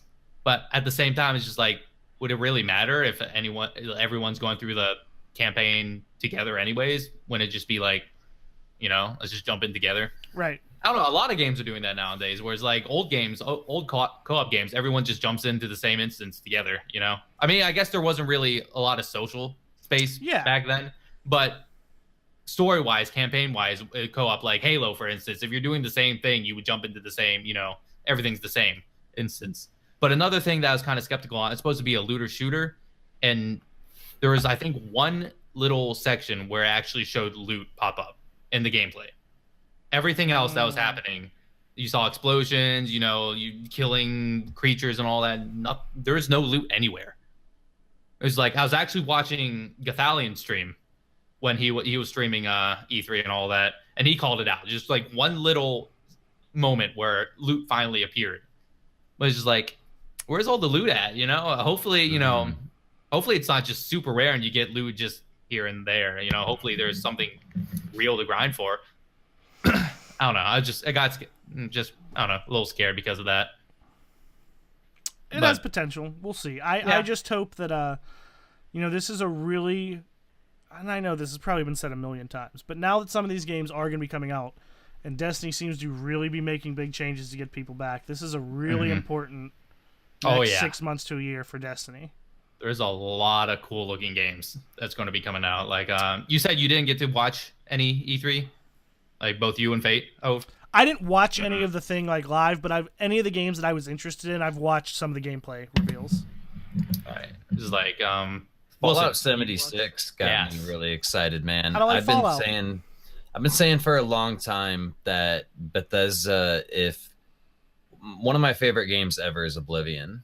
It's a really good game, very beautiful landscape, and me and my boy Conman would always play it, go to work the next day, share experiences, went in this dungeon, found this little story arc, found this item. It was really cool. You should check it out. And the more and more we kept talking about it, I'm like, man, this would be so cool. You know, someday, you know, that Bethesda's going to make a multiplayer game in one of these open world environments, and we'll be able to do this someday. And this was, man, back in high school, you know what I mean? Like, and it's finally happening. We get to explore these worlds. We're going to be sharing loot. All progress amongst all players is saved. We get to build bases. Oh, and there's going to be other players out there as well. And they're going to give us nukes. You know what I mean? Like, dude, this is like, and it's not just like, oh, like, go get a nuke. Like, you got to find the launch. You have to work for it. Yeah. And like, so for instance, like, Mana could come piss on my front doorstep, and the reasonable thing to do is to nuke him. So yeah, absolutely. I need to get the launch codes, but Mana might already have 2 of the launch codes. So I might need to go raid his base, or maybe I found 3 other people whose doorstep was pissed on by Mana, and now they also want to do the reasonable thing and put a nuke on his base. What kind of degenerate are you? You know, I feel like after a certain point, I am going to be that guy to attempt to troll everybody within the server if they're not my friends. Honestly, like, it's probably going to get to that point. I was that guy in what is Ark? Oh yeah, man. I don't know if you guys ever played Ark. Oh yeah. Like Hov, Fate. Pretty much, it was like a open world like Survivor with dinosaurs. You could like train dinosaurs and you can like ride them and stuff. But I got to the point where I'm just like, you know, I have all this gear. I'm just gonna go find the first camp and just troll them. Just try to do as much stuff as possible. Just grief. I was always that guy. Same as in DayZ. Oh, you know? Dude. Yo, DayZ got its, what is it, 0.63, 0.62 patch recently, and they just did a stress test a couple weeks ago. It's looking really cool, man. Like, people jump on that. When that goes to experimental and they push it out, we definitely got to hop on that and play because I love being a dirtbag in those games. It's the only thing to do. Like nobody watch so many YouTube videos of like them trolling like the spawn area of like new people, and they're just making them do stuff. Like they just have like rifles, like sit down, turn around. Yeah, it's like, oh, we're gonna kill you. There's some guys that I watched that got bored of being bandits, so they did reverse banditing, where they would put like the chloroform on the rag and knock a blueberry out, like a Bambi they call it, and instead of take his stuff, they would stack him with fear, so that when he woke up he was like, what the hell, had all these machine guns and all this crazy, and they'd watch his reaction, and like it was pretty good. But yeah, Fallout 76 looks amazing. I cannot wait. I've already got tons of friends that say they want to play it and that they want to immerse themselves in the world, and hopefully I get a chance to play with you guys. Hov, I know it's not your thing, but maybe the multiplayer might change that. You play with friends, because it's funny because all the people that I've seen that are against it are because this isn't a Fallout game. Fallout games are single player, this and that, and I didn't care for Fallout because it was a lot of work and I was by myself. Yeah, it was like work, like a job. I did just think of something. Moving on to another game quickly. I just want to tell you that if you guys want to play Forsaken with me, you have 3 days once it comes out. Because September 7th, my life is over. I will be playing Spider-Man forever. Yeah. That's why I think really Spider-Man. Oh my god, so good. Dropping Forsaken, going right into Spider-Man. Spider-Man is like, if you told me that it was pronounced like Spider-Man, like Ryu, my childhood actually. Spooter. I was gonna say that. No, seriously, I would probably cry. Like, I love the MCU. I love all this superhero stuff. Nothing will ever top Spider-Man. That's cool. No, like I'm not even PS2. I'm not even a Spider-Man fan, and the game does look cool and enjoyable to play. It's not going to pry me. It's going to be really hard to pry me away from Forsaken. Like I'm same. So it ready won't when I come that steal your PS4 and your PC. Yeah, got him. You got to get past, like, dude. You got to get past the slippery tar pits, the fake walls, the laser grid, and then my ruthless dog Hadouken. Yeah, I know for a fact your dog is not ruthless. Oh, he's ruthless. You hear him when the pizza man comes. Like, he's ready to fuck some shit up. I hope there's an easier way in and out of your home, just for the sake of, Dude, I gotta get up like a half hour early just to get to the shower, dude. Most people get up early in the morning, to get ready and drive. He's like, the drive is easy. I just gotta make it through my home. You know how many times I lean against the bookshelf and it's like, the wall spins and I'm on the other side? Like, dude. Oh my god, crazy. I'd shit myself if that just like simply like lean, just like whoop. You can imagine? Oh my god. I gotta protect that PlayStation, man. Hov will steal it. I will. Or is that only to your PlayStation room, like your game room? That's the entire house. There's many of booby traps. Like I'm like, what is it? I'm like Data from Goonies. Like I got booby traps. Yeah, but everywhere. None of his worked. What? None of them worked. Rue, did you not remember the slick shoes that helped him out? The little suction cup that came out and got him across. Get out of here. Data's booby traps and gadgets didn't work. You're thinking of Inspector Gadget. Didn't he punch himself? Didn't he punch himself in the face with the little belt that had a boxing glove in it? That definitely happened. Yeah, thought so. Moving on to another looter shooter that maybe I'm being baited again, but I am interested in the Division 2. I am as well. Just signed up for the beta, so is that a thing? It's a thing on their website.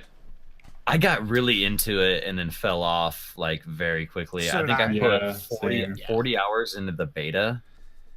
I spent a lot of time in the beta. Actually, it was like me and Blue Weslow was playing the beta the night before it ended, I think, and we ran into a hacker that was just systematically hunting everyone down. Maybe it was a dev that was just getting everyone out of the, just like leave so we can shut down the beta already. It's just murdering people. Like we were just trolling some people. There was that one building where you can climb up, and everyone was always there to like kill each other pretty much because like the back of it was like a death zone. So if you drop down, it was kind of like an escape route. No one can really come up behind you. So you were like right there. We would go up there, bait people in, kill them, and Kill them. I saw on the kill feed, this one guy's just slaying. I'm just like, what is this? And I look across, and I just see people die.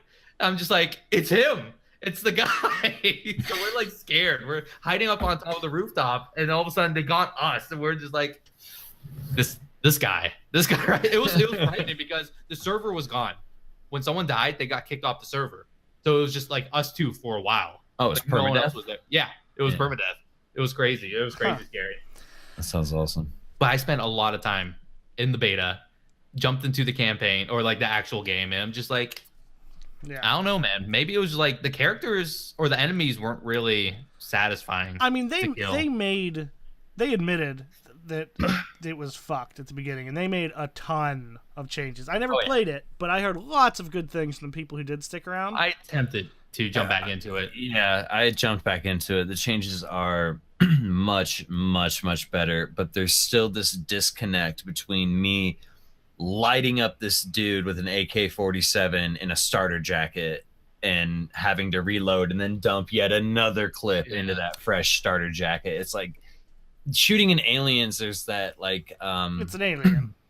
yeah, that suspension of disbelief or whatever, you know what I mean? Like, oh, it's an alien, it can handle it, you know. But when you're shooting some random dude in a starter jacket, like, he should I was watching a video a while ago about Division. It's like the thing about Tom Clancy games are they go for realism a lot of the time.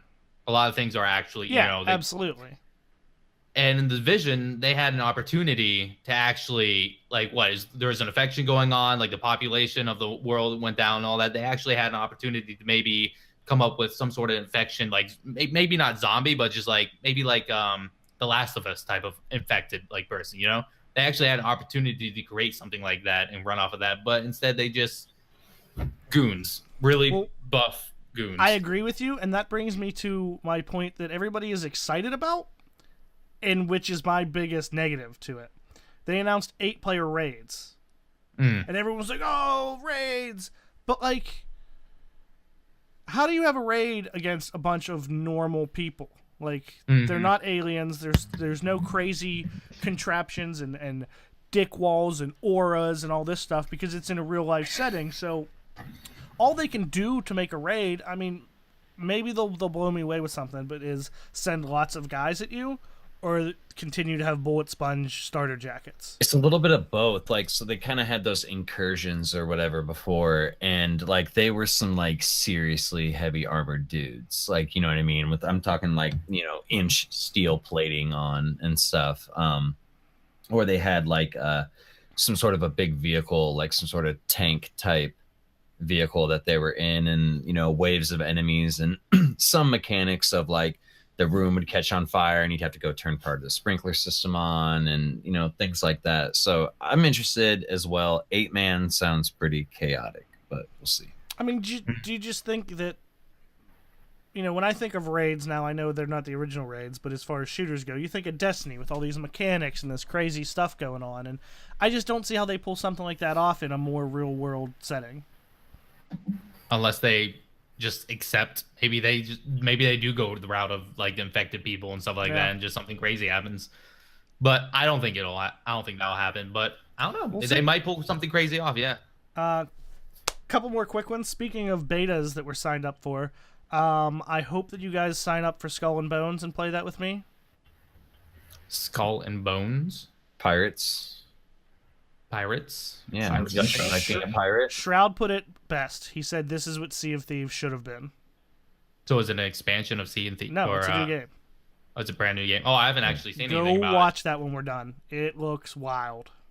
I'm down. I love Skull and Bones. You can sign up. I think it's just skullandbonesgame.com or something. But they did a video, like a story intro video, and then they did a gameplay video, and it looks intense. Fate, I guess you don't know. You didn't see that, right? No, I didn't. Damn it. Are you excited about that one, Wilson? Yeah, because I really enjoy Sea of Thieves, and it's the way Sea of Thieves probably should have been. I'm pretty excited about that. I want to role play it. I want to be a pirate. I'll pirate with you. Can I be your wench? Absolutely, 100%. Sorry, Sam. Bring me my mead. I'll bring you whatever. Who just offers that? Can I be your one? Oh, That's straight up something that Gunga would say. Can I? No, when we're done, man, I'm gonna make you watch that one. Like when we're done doing the podcast, because it's good. I think you'll like it. Okay. Yeah, I have it up on YouTube right now just so I can remember. Is it is it the gameplay one or the like story? I just typed it in on YouTube, so Okay. I haven't actually clicked on the video yet. Gotcha. Okay, and my final one. There's probably more, but the game that, since they announced it, I've been super excited. It's the game I'm looking forward to the most. But it's one of those things that, like, out of sight, out of mind. Now that I saw some gameplay from it, and it looks amazing, I remember how much I love it, and I'm even more excited. The Last of Us 2. Oh, yes. Yes. Wow. Whew. The first one was amazing. Oh, it was my God, one of it was the those best games ever. It's one of those games where it's just like, I honestly didn't even know it had multiplayer for the longest time. That was my favorite multiplayer of all time. I didn't even realize there was multiplayer to it. I just wanted to go through the campaign. I was in the top 100. Were you really? I Yeah. sucked. I didn't give it a good go. Do you remember the mode they added, interrogation, where you had to, like, once you downed the guy, you had to go beat his face in, and you got 1/3 of the safe combination, and then you found their safe and you had to open it? I think I dipped before that. Wow. Yeah, so, like, you didn't know where the other team's safe was, but if you got a guy down, you could either finish him and then he would just be dead, or you could go up, if no one was around, you, like, went up and, like, stomped his face in, and it was called interrogating him. And you got, like, a clue, and when you got 3 or 4, you would get the location of the other team's safe. So then you had to go to their safe, and one person had to go down and they would try to open it. It took, like, 30 seconds to a minute. So you had to have your other people, like, protect you. Yeah. Dude, it was sick. Oh, that's interesting. It was just like, it was weird because you crafted during the game, like, and I don't know, for some reason, I'm not really good at third-person shooters as well. Or, yeah, it was a third-person shooter, but it's like you crafted stuff as that happened too, and I don't know. I didn't get into it. Maybe I just didn't get a good try. I mean, it But was yeah, definitely Last of Us different. 2 It was, looks when people cool. say games are stealth and blah, blah, blah, that one literally, if you just walked out and tried to shoot someone, you were dead. Like, you had to hide and crouch around, and I liked it. Wilson, Last of Us 2, Fate, Last of Us 2, what do you think? I'm really excited for it. Yes, I can't wait. Fate's excited. Yeah, it's a good single player experience. Lots of story, lots of emotions. How about Kingdom Hearts 3? Is anyone a Kingdom Hearts fan? Can I say one more thing about Last of Us 2 real quick? Yes. Yeah, go ahead. The most terrifying thing that ever happened to me in that game, though, I didn't know why it did it, but when you sign on, you had the option to link it to your Facebook account. So I just, okay, yes, So you know how during the PvP, you had like a clan that you build up. As you won games, you got supplies, and then if you started losing, people would start getting sick and dying. Yeah. I was playing one time, and I was like on the phone. I wasn't paying attention, and in the corner, after one of the matches, it popped up, and it pulled my buddy. His name is James Moore. It pulled his Facebook profile picture, and said at the bottom, showed his picture, and said, "James has died of dysentery." And I, like, wasn't paying attention. I just kind of, like, glanced at the screen, and I was like, what the fuck? Like, James died of dysentery. And then, like, I realized what happened. I called him, like, bro, like, I just thought you died, like, 5 minutes ago. I thought you had, like, yeah. The game, it tricked you out. Oh, that's hilarious. Yeah, I forgot that was the whole thing, the whole multiplayer, like, for the clan system and all that. You got, like, supplies and stuff for your group of, like, people. It eventually became they were gonna die anyway, because as you kept doing well, your clan kept getting bigger. But then even if you would win a game, if you didn't like you couldn't win enough supplies to keep that many people alive. Yeah, it got too populated. Yeah. So I got you. But yeah, Last of Us 2, I'm so excited. There was no like transition from cutscene to gameplay. Like, it was flawless. It was amazing. Oh, it was one of those. It was like God of War. That's awesome. That's amazing. awesome. But anyway, Kingdom Hearts 3, go. Kingdom Hearts 3. Have any of you guys been into Kingdom Hearts at all? Nope. No. None of you guys? Oh my god, the It first didn't one really grab me, man. I'm like a half poser because I only played the first one and a little bit of the second one, and there's like 25 handheld games now, and the storyline is so convoluted. I have no idea what's happening and who these new characters are. Yeah. But at the same time, I'm super pumped because just like they take Disney, they take like Final Fantasy, and they just mash them together, and it's just like it works so beautifully somehow. I don't understand. I don't know. We've been waiting so long, super long for the third one. I can't even remember. If Wendler was in chat, he'd be going off right now. I know. That's what when you started talking about it, I was like, thank God Wendler's not here. I did summon him. But I'm looking forward to Kingdom Hearts 3. There's a couple other games. I just can't remember all of them. There's a lot of good-looking games. It's going to be good. Rage 2 looked interesting. Rage 2 looked interesting. Oh, the new Doom. There we go. Yeah. I was a big fan. Yeah, you liked Doom, didn't you? Doom was an amazing multiplayer. Yes. Like, they didn't pump it up or anything. Nope. Like, they only pumped up the single-player campaign. When it came out, I was like, it's a multiplayer. Let's try it out. It reminded me of, like, a classic Halo game or something. Like, a classic arena shooter. And it was super just fast-paced. Yeah, it was just fast-paced. Yeah. They added clamber and, like, that jump, and there's just weapons. Just, just, like... And most of it was, like, where you aim is where you shoot. There's no, like, bloom unless it was, like, an AR or something. And it just felt super reminiscent of just like old shooter games, and I loved it. And it's just like, but it was released next to I think it was Overwatch, and Overwatch just kind of murdered it. Right. So like no one really gave Doom a chance. It just had a super small community. You'd find the same people over and over again. Depending on different times of day, you'd find people like in different countries, and the connections would just rage quit. But it's just like I hope the new one. I hope they do so much better. Like I have a lot of hope for the new one. I loved the first Doom. Well, technically it wasn't the first Doom, but like Yeah. And the music is amazing, by the way. You're amazing. I love Doom. It's fun. It was super fun. But there's like probably like 3 other games that I can't even think of right now. Oh. I'm actually really behind on E3 too. I need to go back like in the IGN or something and just watch them all. Did they give a date? I hate to go back to it, but did they give a date on The Last of Us 2? Do we know when that's coming out? I didn't see it. I can't remember.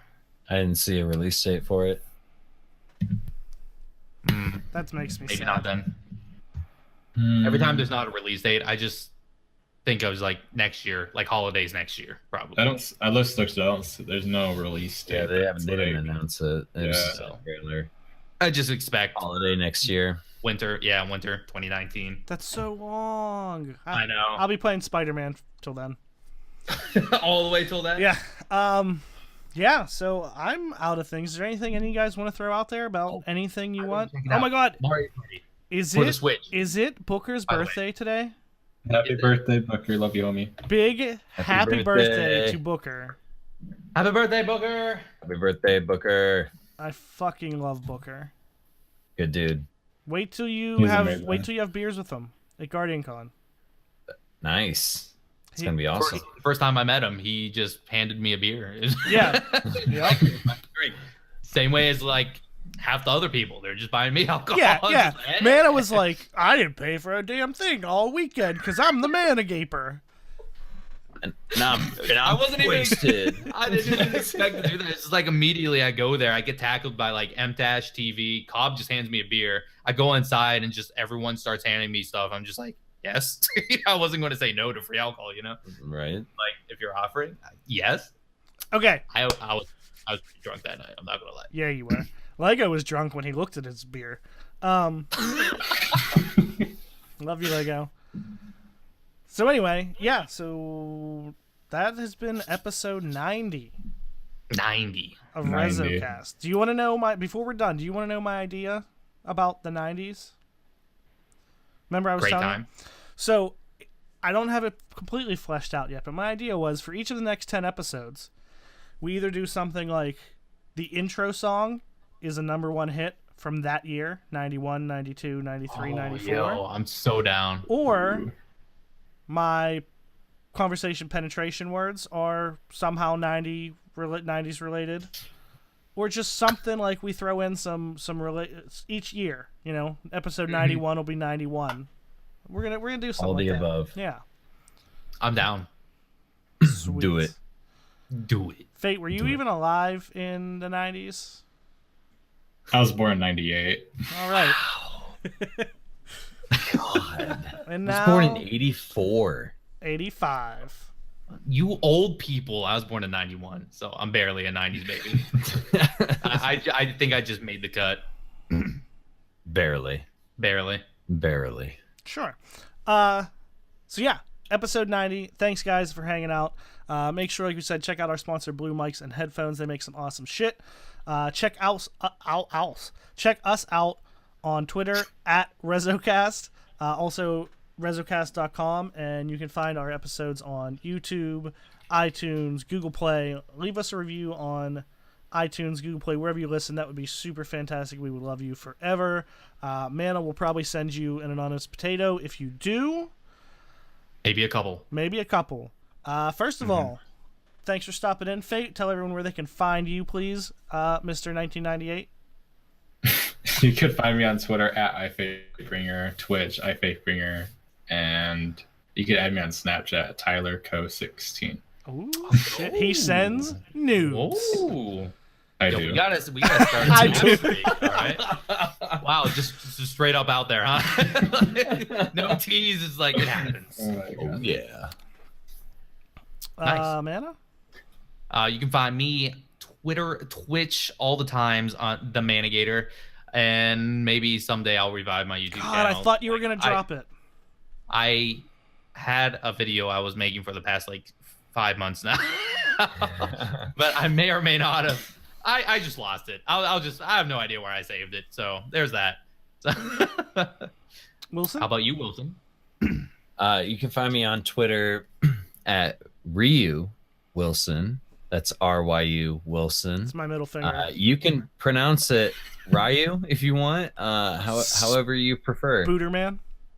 Spooderman. I always thought those were your Spitterman. initials for some reason. I didn't really think anything of it. But yeah, hit me up on Twitter. Lots of fun. Revolver Live on Sundays at Briar Rabbit's channel. And next Thursday, tune in to DCP. For the first hour. Because for some reason, Just kidding. that's where I'm. Yeah, for the first hour, then come here. I'm kidding. Because I'm going to be on DCP. Then come here. You're allowed 1 hour. Then you got to come right back here. But yeah, I'm going to be on DCP next week. It should be fun. Those guys are a blast. And yeah. Oh, gonna be great. and while we're talking about it, since you were the one who brought it up, and you're going to be on there next week, so you can relay this. Oh, I will. As anyone who follows, DCP knows that they have done some podcast showdowns with some other podcasts, and they like to trumpet their hashtag undefeated moniker, right? Moniker. I'm just going to say, they put those all together and blah, blah, blah. There is now another podcast who has been an official podcast Crucible tournament and come out victorious. Also, hashtag undefeated. And, we know a couple people over there. Wilson's been chiming back and forth, and he said it's time that we should tell them that they're not the only undefeated ones, and they need to back it up because, we're here. There's a new podcast on the block. There's a new right? podcast on the undefeated block. That's all I'm saying. That's right. And they're looking strong. Mm-hmm. Looking strong. And I also want to say that Thor buff. specifically, Small. it would give me great pleasure to beat Pope Bear. Just specifically. I know you won't Pope hear Bear. this, Pope, but someone will tell you. Anyway, you can find me on Twitter, Twitch, twitch.tv/Hov76 every Thursday night here, 10 p.m. We're doing REZOcast, and twitter.com/Hov76. Come hang out, talk to us. It's fun times. Also, Marcus just said technically we can have Pope on our team since he's in the clan, but I just saw also, that. what are we going to do? What would we do? Like, where's Wilson go? Oh, there's a lot of Wilson, What do we I do? would disown you. Anyway, that's been episode 90, That settles that. thrown under the bus. Well done. and Settled. yeah, we'll see you next week. That's it. I'm not going to do it. I won't say Yeah. it. GG. Fuck.